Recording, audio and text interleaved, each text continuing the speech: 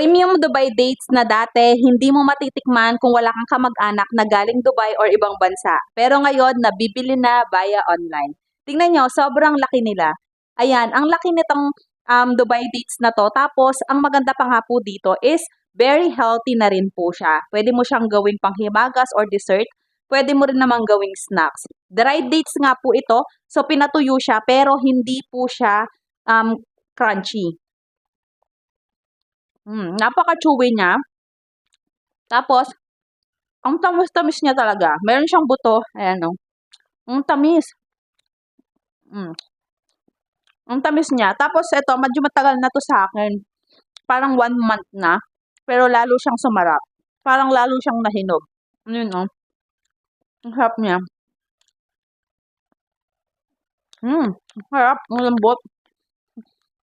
Pwedeng-pwede talaga siyang dessert na hindi ka magigilty kasi very healthy. Marami din po yung health benefits andyan at makikita nyo yung link dito sa Yellow Basket.